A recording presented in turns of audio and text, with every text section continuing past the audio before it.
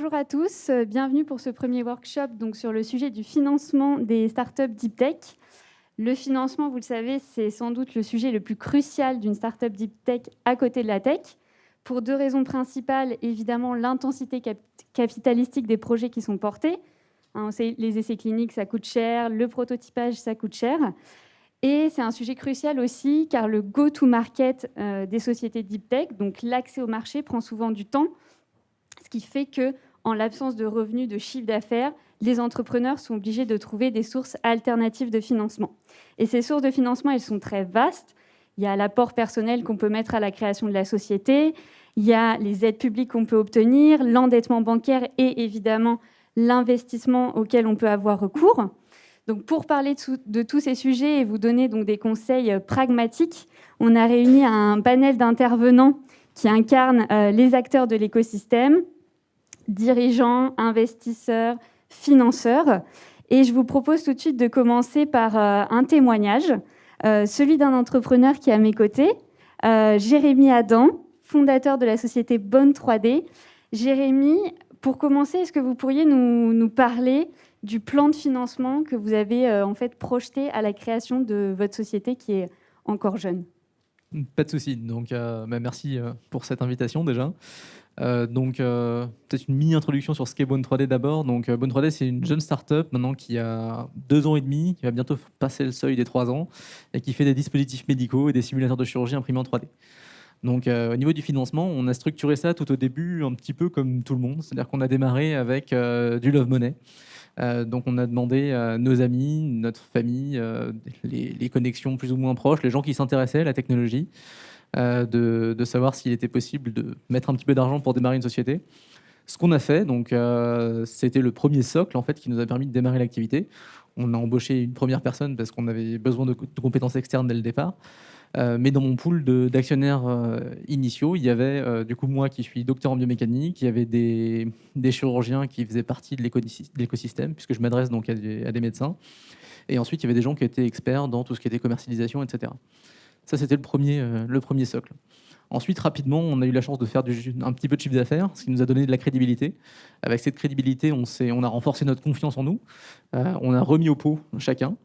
Donc, c'est ce qui nous a permis d'avoir notre deuxième socle. Donc, tous les investisseurs, en fait, de base, se sont re-risqués et ils ont réinvesti dedans jusqu'à ce qu'on arrive en fait à un espèce de socle de 300 000 euros. Ça, c'était notre première étape, notre première milestone. Votre levée de fonds en seed, du coup. Notre levée de fonds en seed, c'est ça. À partir de ça, en fait, on est venu voir BPI France. Enfin, c'était vous, Alicia, avec qui on a été mis en relation via un incubateur qui était l'incubateur des arts et métiers. Et en fait, on a commencé à réfléchir sur comment est-ce qu'on pouvait monter, comment est-ce qu'on pouvait trouver plus d'argent pour alimenter tout ça, parce qu'une start-up qui a besoin d'imprimantes 3D dernier cri et d'imprimantes 3D professionnelles, c'est des choses qui coûtent extrêmement cher. Donc, avec nos 300 000 euros de base, on a demandé en fait une aide à BPI France à hauteur de 300 000 euros, qui était on a essayé InnovUp Leader PIA, ce qui n'a pas fonctionné dès le départ en fait, et justement, c'est là où notre conseillère BPI France est intervenue et nous a aidé à recibler en fait notre demande d'aide sur un InnovUp développement. Qui a été accordé.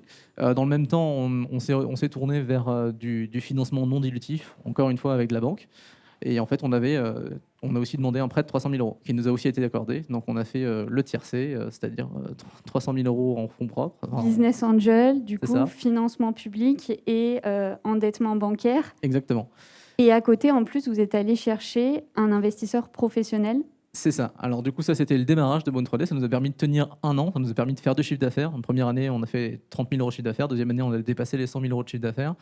Là, on s'est dit qu'on avait un marché qui fonctionnait. On avait un modèle qui démarrait bien. On a été voir justement on a commencé un roadshow pour une levée de fonds.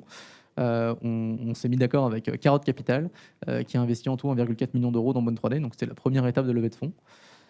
Et sur ce sujet de la levée de fonds, je crois que vous avez fait face un peu à des difficultés. Ça a été un peu long. Est-ce que vous pouvez nous parler justement de ces difficultés? Alors tout à fait. En fait, on a fait pas mal d'erreurs, puisque c'était le démarrage. C'était la première fois qu'on faisait ça aussi. Donc, dans un premier temps, on a essayé de se tourner vers des connaissances étendues, en fait, de nos amis, de notre famille, des gens qui faisaient du business autour de nous, etc. On a essayé de commencer un premier tour de table avec ça. Et autant vous dire que ça n'a pas marché, on a perdu beaucoup de temps. On a perdu à peu près 6 mois là-dedans. Néanmoins, il y en a quelques-uns qui se sont accrochés et qui sont restés et qui ont investi dans le tour de table final avec le fonds. Donc, on en a trouvé quelques-uns aussi.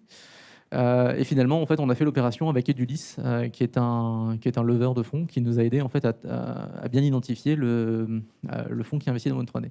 Et petite anecdote qui est sympathique, le fonds qui a investi dans Bone 3D, il s'appelle donc Carotte Capital, nous avait vu un petit peu avant, donc on n'était pas encore tout à fait prêt. C'était tout au début de la création de la société. On l'avait déjà croisé et puis en fait l'entretien avait duré un quart d'heure, je crois, quelque chose comme ça. C'était pas concluant du tout. Il nous avait expliqué qu'on n'était pas prêt. Et puis en fait, justement, c'était un message que je voulais faire passer. C'est important d'aller voir les gens quand vous êtes entrepreneur. Faut pas avoir peur d'enfoncer des portes un petit peu. Si ça vous sert pas maintenant, ça vous servira plus tard. Enfin, moi, c'est un peu ma devise. Donc, Le fonds a pu du coup apprécier vraiment l'avancée entre la première rencontre et le moment où la levée de fonds a été réalisée. Aujourd'hui, quelle relation vous avez avec vos investisseurs? Parfois, c'est vrai que les chercheurs, en tout cas, et les entrepreneurs nous disent qu'il peut y avoir un peu d'appréhension. Comment vous dialoguez avec eux? Qu'est-ce qu'ils vous apportent? alors, nous, on a bien performé au fait, depuis notre levée de fonds, puisqu'on a levé 1,4 million d'euros. Cette année, on va faire plus d'1,4 million d'euros de chiffre d'affaires. Donc, on a passé le seuil de rentabilité, etc. Donc, forcément, on a de bonnes relations avec avec nos investisseurs. Mais surtout, on a créé en fait un partenariat de conseil avec nos investisseurs. C'est-à-dire qu'eux ont une vision marché, ont une vision des affaires qui n'est pas la nôtre, enfin qui n'est pas la mienne en tout cas en tant qu'ancien chercheur.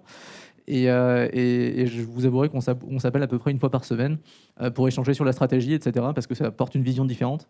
Et justement, c'est un petit peu ça aussi quand on est chef d'entreprise, c'est de prendre prendre des conseils partout où on peut en prendre pour avoir plein de points de vue différents.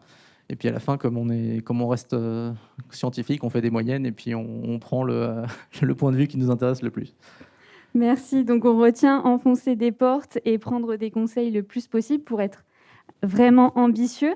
Cette ambition, donc Alain Pujol, vous la partagez et vous la transmettez aux entreprises que vous accompagnez. Vous êtes serial entrepreneur et administrateur d'Angels Santé. Est-ce que vous pouvez nous parler un petit peu de l'approche que vous avez avec les entrepreneurs chez Angels Santé? Alors, je suis d'abord ravi d'être avec vous aujourd'hui, d'être dans cette discussion qui, j'espère, va être très opérationnelle pour vous donner envie de créer et de développer vos entreprises si vous avez déjà créé. Donc, et puis, je ferai un petit lien aussi d'introduction. Moi, je suis rentré dans l'industrie pharma pour lancer notamment le Taxotere. Donc, je suis hyper content qu'on en ait parlé au tout début, qui est quand même une grande réussite française, mais c'était il y a assez longtemps. C'était il y a plus de 25 ans. Et ça reste encore un gold standard. Donc, Taxotere, très, très belle histoire et très beau développement commercial et industriel. Et donc, je suis depuis une dizaine d'années Business Angel. Et Business Angel, il y a deux mots. Il y a un côté business, puisque nous rentrons au capital des entreprises. Donc, on va participer via nos actions à la création de valeur de l'entreprise. Mais aussi, il y a le côté angels. Alors, angels, on peut dire ange. Et en fait, il paraît que ça vient de Los Angeles, où étaient les premiers business angels. Mais ce n'est pas grave, l'esprit est là. Donc, on est vraiment, nous, on intervient après les premiers. Donc, on parlait de la famille, family, friends and fools. Donc, ceux qui interviennent au tout début. Nous, on intervient juste après. Et on va aider les entreprises à se développer. Et donc, on est au début de l'histoire. Et au début de l'histoire, quand on rencontre des entreprises, on leur dit « Oui, mais quelle est votre vision ?» Alors que l'entreprise, elle a démarré au bout de… Ça fait un an et demi. Quelle est votre vision et que voulez-vous faire au niveau mondial? Quelle est votre ambition? Et tout de suite, on a vraiment besoin de ça. Et ça, il faut que vous l'ayez en tête aussi, même si la réalité après va être assez différente probablement de la vision que vous avez quand vous démarrez. Et puis, on parle aussi de l'histoire que vous voulez mettre en œuvre, voire même de vos perspectives de sortie des investisseurs. Et ça, c'est au tout début. Donc, la société vient à peine de démarrer et déjà, on parle de la sortie des investisseurs. Ce qui paraît quand même un peu bizarre. Puis on vous dit, mais là, la valorisation de la société, c'est combien ? La société n'est pas à peine créée, on a une idée et tout de suite, il faut parler de ça. Et ce sont vraiment des inconditionnels et on est là pour vous aider justement à répondre à ces questions-là que tout investisseur va avoir. Donc, oui, ambition, oui, vision, et allez tout de suite se projeter vers un horizon où vous serez les champions du monde de la technologie que vous voulez développer. Alors, donc, vous évoquez avec eux donc, ce qu'on appelle l'equity story, c'est-à-dire la dynamique de levée de fonds tout au début de la création. Et vous leur parlez, je crois, aussi rapidement de ce qu'on appelle le non dilutif, donc l'effet de levier qu'on peut avoir sur ces levées de fonds, sur ces apports privés, mais plutôt du côté financement public. Quels sont un peu vos conseils sur ce sujet-là ? Alors, par rapport à ça, c'est vrai que... Alors moi, je m'occupe du développement international d'Angel Santé, qui est un réseau qui investit exclusivement dans la santé, depuis la biotech, la medtech, l'e-santé. Et donc, quand on parle avec nos interlocuteurs en Europe ou même au-delà, ils nous disent toujours, mais qu'est-ce que c'est que BPI ? Et ça, c'est le truc. Tout le monde en parle en disant, mais là, ils donnent beaucoup d'argent et comment ça se passe ? Et donc, on est assez fiers de dire à nos entrepreneurs, faites le plein, au bon sens du terme, des subventions, de l'aide que BPI peut vous apporter. Et ça, c'est un point vraiment important, puisque, alors tout dépend, et je pense que ce sera développé au cours de cette discussion, de l'apport que BPI va apporter, au capital ou non, des subventions ou des entrées ou autre chose. Mais néanmoins, l'argent public est un argent dont il faut absolument profiter. Et la France, plus que jamais, est vraiment en avance là-dessus. Donc, faites le plein d'argent public et ça vous donnera donc de l'argent non dilutif, ce qui fait que vous garderez avec cet argent plus de parts à votre capital. L'autre point aussi par rapport à ça, c'est qu'à contrario, il ne faut pas que vous soyez uniquement sur de la subvention. On voit aussi assez souvent des champions du monde de la subvention, pas de la techno, mais de la subvention, qui sont partout, qui essayent d'avoir toutes les subventions possibles au niveau de leur région, au niveau de la France, au niveau de l'Europe. Et derrière, il faut vraiment, vraiment que vous ayez à la fois des investisseurs privés et de la subvention. Donc, allez-y, profitez vraiment. Et la BPI est un très bel ensemble. Alors, on est invité par eux, donc je le dis avec d'autant plus de plaisir, mais je le crois fondamentalement, est un instrument dont il faut vraiment, vraiment profiter et en même temps aller vers du financement privé. Et peut-être un dernier mot sur le financement privé. Pour vous, est-ce que c'est une bonne chose d'aller voir des investisseurs qui sont spécialisés sur son secteur ? Est-ce qu'il vaut mieux au contraire diversifier les acteurs et les partenaires qu'on a à son capital ? Parce que voilà, en tant qu'entrepreneur, on peut être un peu perdu entre les business angels, les VC, etc. Quelle est votre approche ? Alors, je crois qu'on en parlait tout à l'heure. L'investissement dans la deep tech, et particulièrement dans la deep tech en santé, ce sont des investissements lourds et longs. Donc, quand vous créez une société, il faut savoir que le CEO va passer beaucoup de temps à lever de l'argent. Et ça, c'est vraiment quelque chose qui est important pour lui. Et lever 500 000 euros, 1,5 million, c'est en gros le même temps. Il faudra avoir les mêmes outils, s'être préparé de la même façon. Donc, le conseil, c'est vraiment de s'adresser à des financiers qui sont capables de comprendre, ou au moins de trouver des experts qui vont comprendre vos technos, et travailler aussi, et c'est ce qu'on essaye vraiment de faire, sur un continuum du financement, pour justement vous aider. Nous, on intervient en early stage, donc au démarrage de l'histoire, mais on travaille avec des VC, avec des fonds de capital risque comme Elaya, qui sont également en amorçage, pour justement vous aider à perdre le moins de temps possible, et un peu ce qui était dit tout à l'heure, à être déjà repéré au moment où ce sera le bon moment par des investisseurs qui, eux, investissent un peu plus tard. Donc, adressez-vous à des investisseurs qui connaissent votre technologie, et ensuite, travaillez aussi avec des gens qui vont pouvoir vous aider à lever et à continuer à lever au fur et à mesure de l'histoire de la société. Merci pour ces conseils, Alain. Je vais me tourner vers Amaury Martin, donc, qui nous suit en ligne, qui est directeur de la valorisation et des partenariats industriels pour l'Institut Curie. Alors, on a écouté des histoires early stage, des histoires de business angel. Vous accompagnez les entrepreneurs chercheurs même encore en amont. Est-ce que vous pourriez nous parler un petit peu de la démarche d'accompagnement que vous avez envers ces chercheurs créateurs, même avant d'être entrepreneurs ?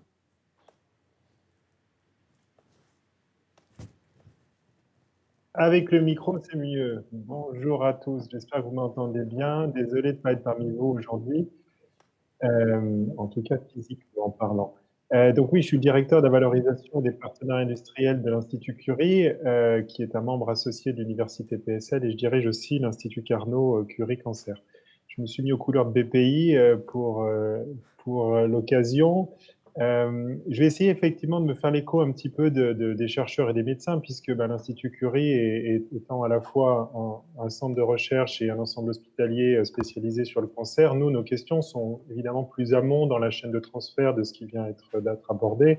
Donc, le témoignage que je vais livrer ou les conseils, c'est évidemment par rapport à ce point de vue, avec une vision qui est forcément très orientée santé, cancer, qui sont quand même des éléments assez spécifiques en termes de dynamique, en termes de besoins financiers, même de concurrence.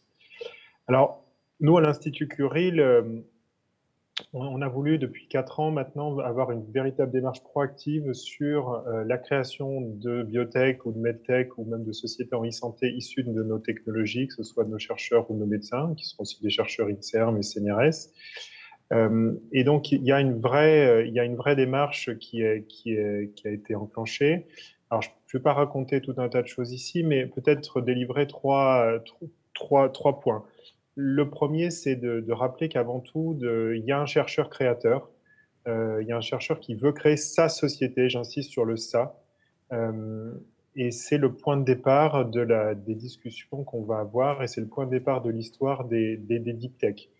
Alors, un des sujets qu'on a régulièrement, c'est quelle est sa place au capital. Alors, le message, c'est qu'il n'y a pas de règle unique, ça va vraiment être quelque chose qu'on adapte au cas par cas. Mais ça veut quand même dire que le chercheur, il est au capital de sa société. Nous, on souhaite qu'il ait une place majoritaire ou quasi majoritaire au démarrage. Pourquoi ? Parce que c'est vraiment sa société et c'est lui qui va apporter la valeur ajoutée. Et ça, il faut vraiment que tout le monde en ait conscience, y compris les investisseurs avec lesquels on travaille, qu'une start-up deep tech sans un chercheur investi, ça n'a pas vraiment d'intérêt. Par contre, le deuxième point, et ça c'était le deuxième message que je voulais délivrer, c'est que aussi prendre conscience rapidement qu'il va falloir accepter d'être dilué dans cette société. Pourquoi ? Parce que le schéma de financement d'une biotech, c'est d'être très ambitieux, c'est d'aller vite, et donc ça veut dire qu'il va falloir lever des fonds de manière significative très rapidement. Sur un prisme cancer biotech, une société classique va dépenser dans les premiers mois facilement 2 millions d'euros. Ça peut paraître énorme, mais des levées de fonds sur des sociétés issues de l'Institut Curie en immuno-oncologie, c'est des levées de fonds, on va viser 5 à 10 millions, voire bien plus très rapidement. Donc évidemment, sur des montants de cet ordre-là, il faut accepter d'être dilué. Mais cette dilution, elle ne veut pas dire perte de contrôle. Elle veut dire au contraire la satisfaction que la technologie, elle aille jusqu'au bout. Et je rappelle aussi qu'un investissement, c'est pour aller jusqu'au bout d'un essai clinique, c'est plus d'1 milliard d'euros. Donc, on a véritablement besoin d'être tous main dans la main pour faire ça. Et le troisième message que je voulais délivrer, c'était aussi un témoignage du terrain. C'était dire que le sentiment trop souvent, c'est de dire qu'il faut choisir entre recherche ou création d'une biotech ou d'une medtech. Et aujourd'hui, ça devient, non seulement ça, je pense que ça a toujours été faux, mais on voit très clairement que les meilleurs chercheurs et les meilleures chercheuses ou médecins de nos instituts sont aussi ceux qui vont créer les sociétés qui ont le plus de valeur et que l'un n'est pas incompatible avec l'autre. Véritablement, les deux peuvent avancer ensemble. Le fait d'avoir créé son entreprise, sa biotech, c'est un vrai relais par rapport aux autres moyens disponibles de la recherche. Et la satisfaction, et là je rejoins ce qui a été dit avant par M. Pujol, la satisfaction, c'est de voir aujourd'hui un écosystème en France qui s'est considérablement structuré avec beaucoup de financements qui arrivent à la fois via la BPI sur des fonds publics, mais aussi des fonds d'investissement qui sont devenus intelligents, des business angels qui ont envie de travailler avec nous. Et donc aujourd'hui, il y a un vrai continuum qui est en place et on peut trouver des aides à tous les niveaux. et de manière à accélérer drastiquement le développement d'une société. Et on n'est plus sur uniquement des appels d'offres et des projets collaboratifs, comme ça a été mentionné avant, où certaines sociétés étaient devenues des stars d'aller chercher des grants. Et c'est pas ça qu'il faut faire. Il faut véritablement lever des fonds, développer la technologie, et puis ensuite on peut penser à entrer dans des appels à projets avec d'autres partenaires. Merci Amaury pour ce témoignage. Je vais peut-être rebondir en 2 mots, donc en prenant la parole au titre de mon métier qui est celui d'être chargé d'affaires en financement de l'innovation, pour dire effectivement que le plan DICTEP de BPI France, ça a pour vocation effectivement donc de créer vraiment une communauté de chercheurs entrepreneurs, de faciliter la mise en réseau, mais de mettre en avant ce fameux continuum de financement où on a en fait des financements relais depuis vous devez connaître peut-être iPhD, donc au moment où on finit sa thèse, en passant par la phase de faisabilité, prototypage, etc., et jusqu'à vraiment le moment où les sociétés deep tech peuvent lever des fonds très importants, voire être cédés. Je vais passer la parole maintenant à également un membre de BPI France qui est responsable du coaching et de l'accompagnement des entreprises qui recherchent des fonds, donc Christian Leonetti. On parle de levée, mais concrètement, est-ce qu'il y a des montants types de levée, des spécificités? On parle de seed, série A, etc. Est-ce que vous pourriez nous rappeler dans les grandes lignes les étapes d'une equity story? Oui, bonjour à tous. Alors, l'investissement, il se construit, on en a parlé, de l'amorçage qu'on appelle seed. Et après, vous avez ce qu'on appelle le capital risque avec le premier investissement. Donc, pour rentrer sur le marché, on appelle ça la série A. Ensuite, série B, série C, série D. Ce qui est intéressant à regarder, c'est plutôt comment ça se construit dans l'equity story, en fait. Au départ, je développe mon produit, je fais de la techno. Et donc, c'est ce que font les chercheurs, j'imagine. Et puis, à un moment donné, cette techno, elle doit rencontrer un client, un profil de client et un marché. Ça, normalement, c'est la sortie de la phase d'amorçage. Nous, ce que l'on voit, on rencontre environ 950 entreprises par an. Et ce que l'on voit, c'est que souvent, cette première phase là, de technologie, souvent, les chercheurs considèrent qu'ils ont une bonne technologie, donc automatiquement, le marché doit arriver naturellement. En fait, j'ai un bon produit, donc tout le monde doit le savoir, tout le monde doit savoir, tout le monde doit me l'acheter. Bon, ça ne marche pas du tout. Tous ceux qu'on voit, ils se plantent sous ce format-là. La sortie de la phase d'amorçage, c'est bien. J'ai une technologie, j'ai un profil de client qui est représentatif de ma cible de marché. Et là, d'un seul coup, je sors de ma phase technique. Ça, c'est le plus important. Et normalement, les fonds d'investissement, plutôt les business angels, les family office, tout ce dont on a parlé, ils vont jusqu'à cette phase-là, en fait. Après, on rentre dans le VC, l'investisseur. L'investisseur, lui, il va rentrer dans la phase série A, série B, série C, série D, ainsi de suite. Mais la première phase, normalement, c'est est-ce que l'entreprise est capable de vendre d'un seul coup à des clients qu'elle ne connaît pas encore, qui sont des prospects?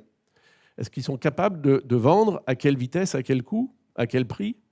Et ça, c'est la phase qu'on appelle, nous, preuve de marché. C'est est-ce que l'entreprise est capable de démontrer comment elle va rentrer sur le marché? C'est le go-to-market. Avec quel modèle économique? Quel est le profil du client? Quel est le panier moyen? Et ça, on s'aperçoit que pour les entreprises qui sont dans la technologie, c'est souvent une phase qui est mal appréciée. Encore une fois, les gens qui sont très techniques considèrent que cette deuxième phase, elle est quasiment naturelle.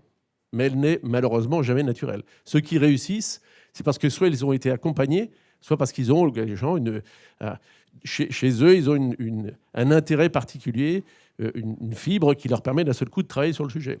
Mais en général, ceux qui réussissent à passer cette phase, ils ont, comme Bonne 3D, un accompagnement avec des gens qui savent faire, des compétences qui, donc, d'un seul coup, sont apportées aux dirigeants ou à la dirigeante pour avancer.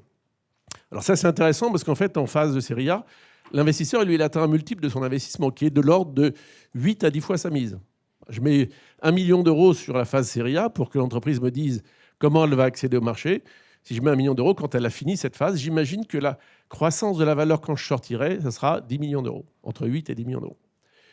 Donc ça, c'est la deuxième phase. La troisième phase, c'est quand j'ai fini, effectivement, quand j'ai compris comment je pouvais accéder au marché, quelles sont les métriques, c'est notre langage, notre jargon métrique ou les fameuses KPI.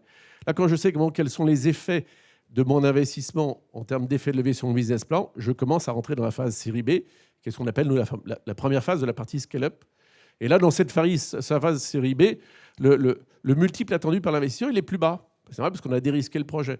Donc, au lieu d'avoir un multiple de 10, 8 et 10 attendu en phase d'amorçage, on va plutôt être entre 4 et 6, et ainsi de suite.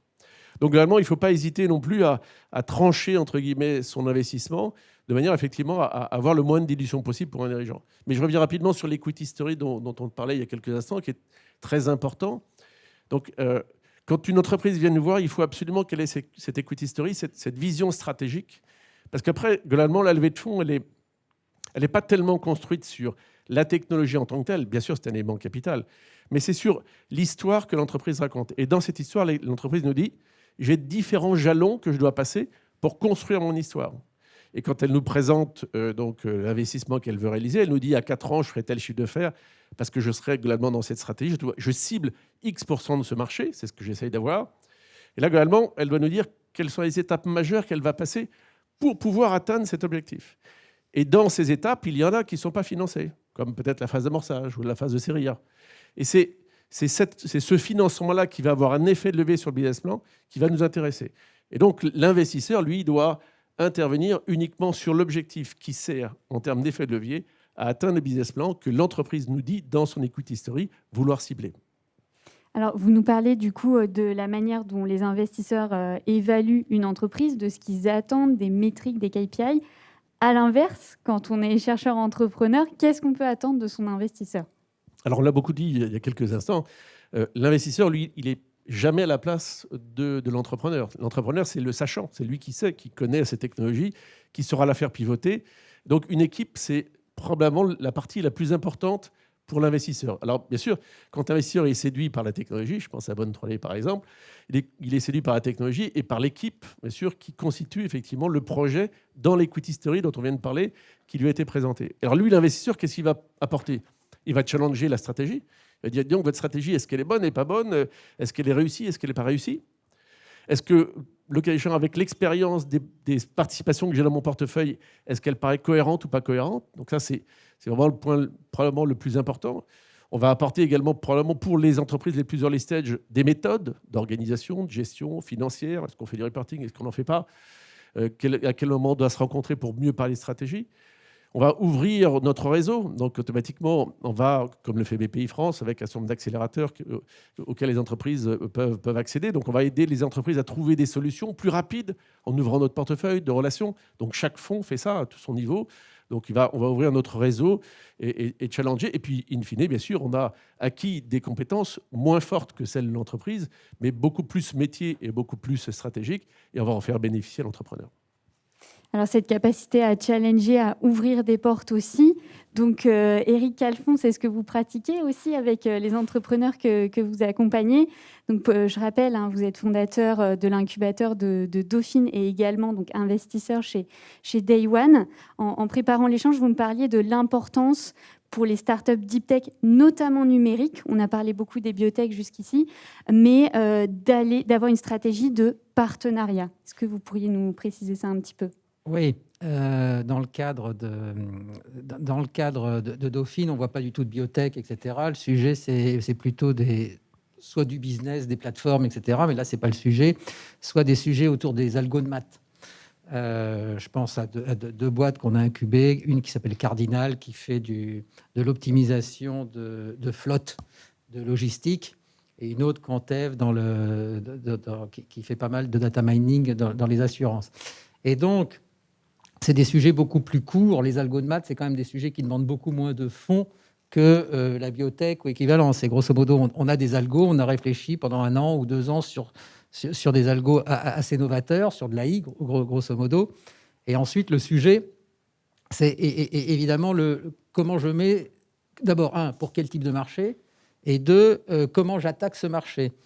Et il est vrai que c'est souvent du B2B, ce genre de sujet. C'est rarement des sujets de B2C. Et en B2B, il y a évidemment les sujets comment j'arrive. Donc, je crée un POC, et ce POC, je le crée en général avec un autre B. Donc, je ne sais pas moi, un EDF, dans mon cas de Quantev, un Alliance. Donc, sur du co-développement. Sur du co-développement. Et je vais adapter ma techno à un besoin marché de mon corporate ou de mon client. Et une fois que j'ai ça, j'ai un deuxième sujet de partenariat. Une fois que je commence à voir ça et que je réponds à un besoin et que ce POC, on appelle ça un POC, Proof of Concept, et quand ce POC fonctionne et on voit qu'il répond à un besoin client et il y a un marché et il y a un business plan très intéressant, il y a deux façons ensuite de distribuer, d'avoir ce go-to-market, où on le fait en direct à une Salesforce en direct, et c'est pour ça que je reviens sur les partenariats, ou on le fait avec des distributeurs. Donc il y a un autre sujet, c'est comment je vais arriver à mon marché par des partenariats avec d'autres distributeurs, et ça c'est un sujet énorme, et là il faut commencer à avoir des personnes dans la boîte qui connaissent les secteurs, qui connaissent le mode de distribution et les différentes channels. Ouais. Et ces partenariats donc, qui génèrent du business, Ouais. que ce soit au début donc, des POC, Proof of Concept, Ouais. ou après, par exemple, pour les logiciels du MRR, donc du revenu récurrent, Ouais. ça va être le fondement en fait, de la valorisation et des Absolument, négociations. absolument. Avec Les grandes métriques, grosso modo, aujourd'hui, dans les boîtes de SaaS parlent de MRR, effectivement, qui est en fait le revenu mensuel généré et récurrent par la société. Et la grande métrique, on dit aujourd'hui qu'une boîte qui a une croissance assez forte vaut à peu près 100 fois son MRR. Donc, en gros, une boîte qui fait 100 000 euros de MRR vaut à peu près 10 millions d'euros. C'est en gros les grandes métriques. Donc, absolument, c'est la façon de mesurer la valeur de sa boîte et donc, quelque part par sa valeur, le potentiel de sa levée, de son accélération. Et ces métriques financières, comme on l'a dit jusqu'à maintenant, elles sont complémentaires dans votre analyse de l'évaluation de l'équipe, de ses compétences. Alors, en discutant, vous me parlez d'un sujet intéressant. Vous regardez les valeurs de l'équipe. Est-ce que vous pouvez nous parler de ça un petit peu? Oui, alors ça c'est tout à fait, je dirais on l'a un peu à Dauphine, mais surtout là chez Day One, on fait très attention aux valeurs pour une raison assez forte, c'est qu'on n'est pas un investisseur classique, on ne cherche pas à revendre nos participations et on cherche à rester investisseur tout au long de la vie avec nos boîtes, et on ne cherche pas non plus en général de co-investissement. C'est-à-dire qu'on va mettre les premiers 500 000 euros de seed, on va mettre la série A, on va mettre la série B. En grosso modo, on peut mettre entre 10 et 15 millions par société. Donc, on se marie sur le papier, c'est un mariage très long terme. Donc, on veut grosso modo que nos entrepreneurs aient à peu près les mêmes valeurs que nous, que nos cheveux gris, enfin bon, etc. Donc, mais je dirais que Day One ou n'importe quel fonds, il y a quand même des valeurs communes qui sont la transparence, l'honnêteté, le travail, l'ambition, enfin bon, ce genre de valeurs. Mais je dirais la première, c'est la transparence et l'ambition dans les valeurs de nos boîtes. Merci. Donc, un CV, des valeurs, de l'ambition. Ouais. Une complémentarité dans l'équipe. Complémentarité, très importante. Et complémentarité dans l'équipe, pas seulement sur le CV, mais également, on fait passer des tests psychologiques sur l'équipe pour être sûr qu'entre eux, ils vont s'entendre. Merci en tout cas pour ce témoignage. On va passer à notre dernière intervenante qui allie le meilleur des deux mondes, puisqu'elle est à la fois entrepreneur et investisseur. Magali Richard, merci de participer à cet échange. Vous êtes cofondatrice de Home Science, qui est un modèle original. C'est un start-up studio dans le domaine de la deep tech. Est-ce que vous pouvez nous présenter votre modèle ? Oui, alors c'est Home Biosciences. Bioscience, pardon. Donc effectivement, c'est un nouvel animal dans l'écosystème biotech français, même si ce genre d'acteur existe typiquement aux US, que j'ai cofondé avec mon associé David Chilansky fin 2019. Qui a vocation, alors c'est des choses qu'on connaît dans d'autres secteurs, mais c'est vrai qu'en biotech, on n'a pas de ce qu'on appelle des venture builders ou des startup studios en France, et en Europe vraiment dédiés à la biotech sur des projets à visée thérapeutique. On n'a pas ce genre d'acteurs. L'objectif, et c'était parti aussi du constat que on a une richesse en France en termes de sciences, de technologies dans nos instituts de recherche, qui est reconnu mondialement en termes de quantité, de qualité de la science.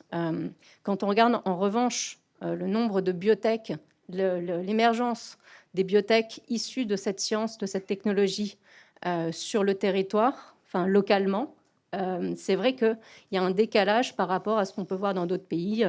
On cite toujours les US comme la référence.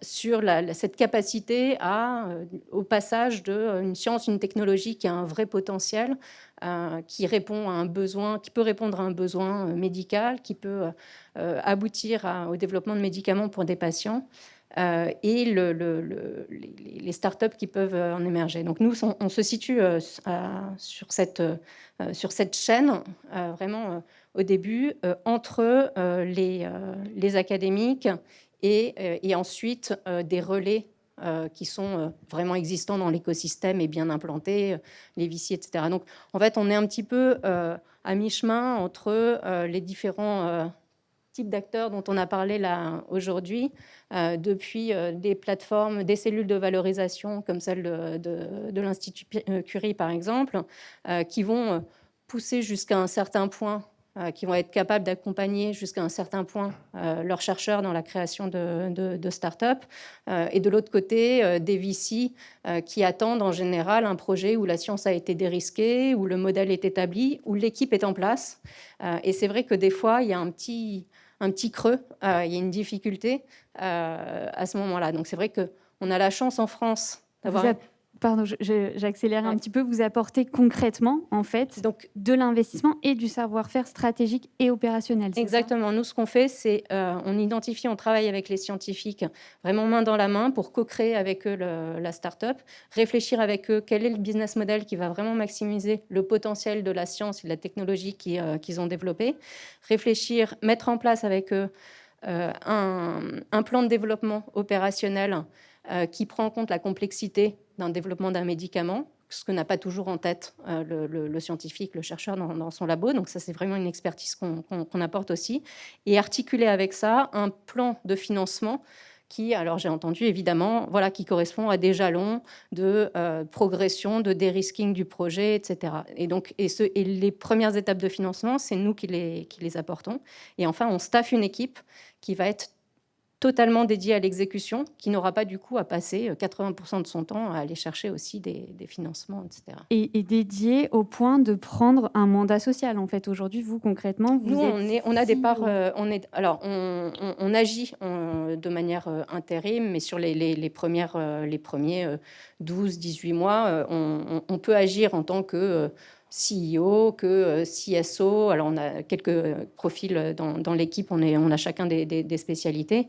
Mais l'idée, c'est de prendre en tout cas en charge la partie management et de pouvoir du coup staffer une équipe qui est vraiment une équipe projet d'exécution. Et peu à peu, au fur et à mesure qu'on avance dans la maturation de la technologie, du projet, l'idée, c'est d'arriver à un point où la science est dérisquée, la technologie est éprouvée, le business model est validé, et on aura fait monter peu à peu une équipe de management qui sera en place à ce moment-là, un conseil d'administration qui est constitué aussi avec des indépendants et qui joue son rôle de conseil d'administration. Et donc, l'objet sera, la start-up à ce moment-là sera prête à une phase de scale-up et sera un objet très, très attractif pour des VC parce que ça cochera toutes les cases de ce qu'ils attendent et ce qu'ils rêvent de voir en général. Donc, finalement, sur la question du financement, en fait, vous construisez le business plan avec l'entrepreneur et vous aidez aussi à sa réalisation parce que vous le citez notamment... On le finance nous-mêmes. Vous financez vous-même et vous aidez à la recherche de financement non dilutif dont on parlait, donc tout ce qui existe dans l'écosystème. Sur ce sujet du non dilutif, ouais. Quelle est votre approche, notamment par rapport à l'investissement que vous mettez ? Donc nous, le financement non dilutif, je disais en France, c'est vrai qu'on a la chance d'avoir ce tissu de financement non dilutif qui semble un peu extraterrestre pour d'autres pays. Ils se demandent ce que sont toutes le BPI. Donc, nous, ce qu'on fait quand on finance un projet, quand on fait le BP d'un projet, on ne prend pas en compte, en général, les financements non dilutifs comme étant quelque chose d'acquis, etc. On sait en revanche que ça va être des éléments qui vont nous permettre, à certains moments, parce qu'on sait que le projet ne va pas toujours aller en ligne droite comme on avait pensé. Il y aura toujours des choses qui se passeront différemment, qui prendront plus de temps, des choses qu'on va devoir ajuster. Donc c'est d'autant, ça sera des éléments qui donneront un effet de buffer et la capacité de peut-être faire un pont entre sur une étape où on avait mal anticipé quelque chose, où finalement ça prend un peu plus de temps, un partenariat est plus long que prévu à mettre en place. Il y a plein de choses dans un BP qu'on écrit au début et on sait très bien que ça ne se passera pas comme ça. Donc on n'intègre pas le financement non dilutif comme étant un acquis dans le... Enfin, je ne pense pas qu'un financier devrait faire ça, parce que c'est déjà c'est jamais acquis. On ne sait pas quand est-ce que l'argent va être là. Enfin, d'un point de vue trésorerie, c'est très compliqué à gérer. En revanche, des éléments aussi comme le CIR, tout ça c'est des choses qu'on intègre dans le business plan. Donc voilà, nous, comment un petit peu on prend en compte l'aspect non dilutif. Donc un effet de levier, mais vu quand même avec un peu de prudence, plus une marge de manœuvre, on va dire. Merci à tous pour ces témoignages. J'espère que ce workshop a été riche pour nos internautes. Pour conclure en 2 mots peut-être, dire que vous avez vu l'intérêt de se faire accompagner, de se faire conseiller par son business angel, ses investisseurs, d'autres entrepreneurs, son conseiller BPI France. Et j'ai pensé à un petit mot de la fin, qui est un slogan qu'on a sorti récemment, qui dit « L'avenir appartient à ceux qui se coachent tôt ». Et sans doute que ça vaut aussi pour le financement. Merci.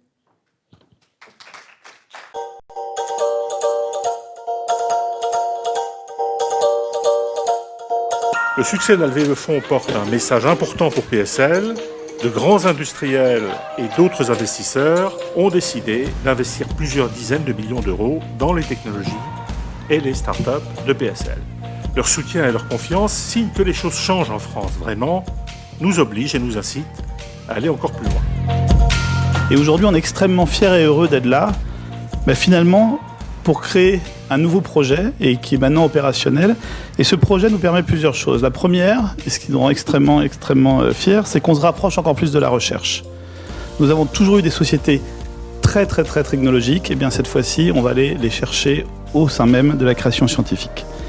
Et la deuxième chose qui nous rend extrêmement fiers et heureux, c'est qu'il fallait un partenaire. On ne pouvait pas rêver mieux qu'avoir PSL comme partenaire, parce que PSL, c'est tout simplement la meilleure université française. La stratégie du fonds PSL Innovation Fund, elle tient en 3 mots.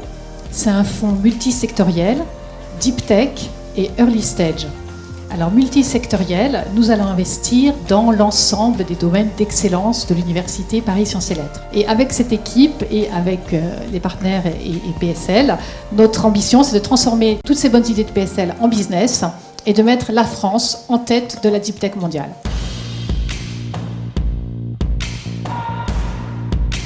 On prend un chercheur ou une chercheuse et on fait le travail qui convient pour qu'on puisse progressivement, sans presque qu'il s'en aperçoive, lui enlever sa blouse blanche, le sortir de la paillasse et l'emmener délicatement, par étapes successives, vers la création d'entreprises. Donc le potentiel sous-exploité de la science française d'aujourd'hui, on veut l'attaquer maintenant. Et ça fait partie de nos objectifs, mais vraiment cardinaux, des 3 ou 4 ans qui viennent.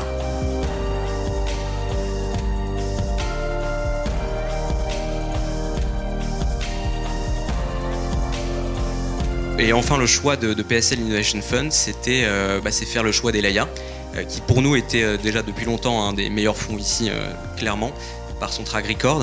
Et puis surtout, c'est un fonds qui pour nous sait accompagner le type de projet qu'est Glimmer, à savoir des projets deep tech long terme. Et comment ? Par un accompagnement opérationnel resserré, parce qu'en interne, ils ont vraiment les expertises métiers dont nous avons besoin, et par aussi des mises en relation avec des partenaires clés dans le développement de notre business. Et ça, c'est possible comment ? C'est possible parce qu'on est un hub, on est un endroit où les cerveaux viennent et circulent. Et bien évidemment, c'est également la création de start-up, de spin-off des laboratoires. Ça, c'est un élément également qui fait partie des composantes pour faire partie d'une world-class université.